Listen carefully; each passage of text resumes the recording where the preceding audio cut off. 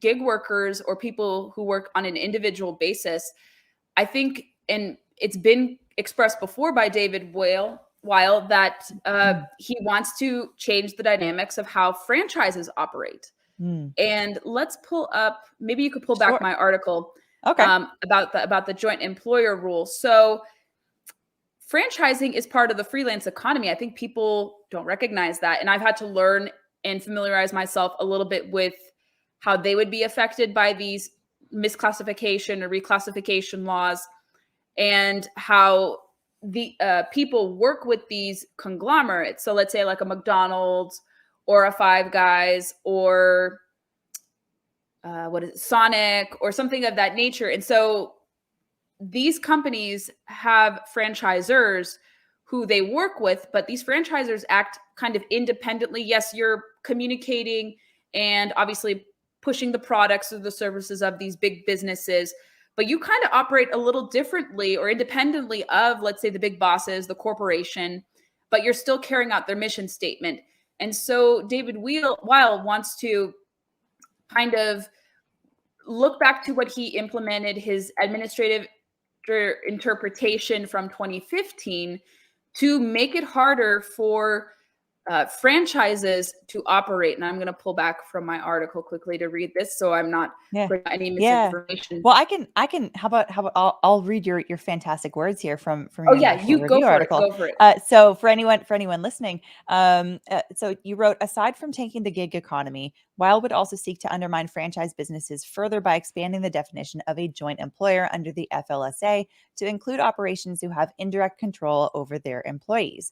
He is expected to rely on his 2016 AI on joint employers for guidance, making franchise companies liable for the actions of individual franchisee employees. The effects of his 2016 rule change had devastating effects on franchises.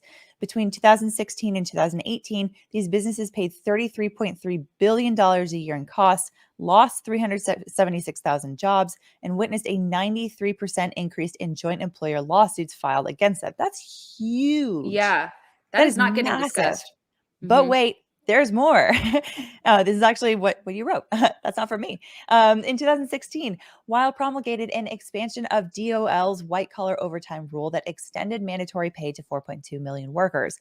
The regulation doubled the salary threshold for exempt status from $23,660 to $47,446 annually. In August 2017, a U.S. district court in Texas struck down the rule after determining that the Labor Department had overstepped its rulemaking authority. If this overtime rule were to be adopted today, the Small Business and Entrepreneurial Council has warned such a revision could harm small businesses as our economy works to recover from the COVID-19 pandemic. Yikes. Yeah. Yeah, people don't think of franchises as small businesses, but they are, even though they are at the behest of these bigger companies. And yeah, so we have to bandwidth a franchise company. So he would attack millions of workers in this country, whether they work independently of companies or they work in sync with companies, but operate independently as franchises. And so could you imagine how that would upend the economy if all these rules changes were to go into effect? Like that scares me personally speaking. Yeah. And I think that's why the business community has been so opposed to David Weil. And actually yesterday, the Senate Help Committee, which oversees these type of nominations for labor and related departments, they just went through with voting to proceed with his nomination. And we will soon learn whether or not the full Senate will vote to confirm him. He was previously under oath to kind of talk about his credentials, and he actually didn't make it out of committee last time in August. I think he was stuck with an 11-11 committee vote.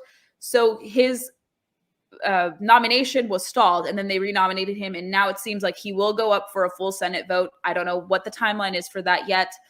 But that's why you see a lot in the business community, from big businesses to small businesses to one-person businesses like myself, really alarmed at his writings, some of his expressed goals, his potential to change rules, obviously different indicators to really just weaken businesses in this country, especially those still reeling from the onslaught of the pandemic. And they just don't learn from past mistakes. In my view, they're not listening to the business owners. They're not listening to the entrepreneurs, and they're wanting to impose these really onerous regulations to make it harder to own and operate a business, whether you're working for yourself or you're working for someone else and you have multiple gigs. So to me, it seems like this should be an area where everyone can come together. If you support small business, this is the issue to really take on and to kind of get on board with. I don't know if anyone watching is going to be empowered to get involved politically, but there are ways where you could truly make your voice heard on this issue. One group that I do recommend is called the Fight for Freelancers, which is a broad-based kind of grassroots coalition that I'm indirectly a part of. I'm in their Facebook group. It's a great way just to exchange ideas and learn.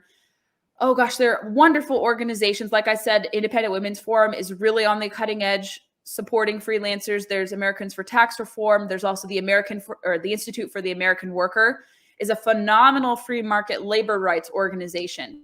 I've been talking to them on and off for many months, and they're doing great work. And I think you're going to hear more from them.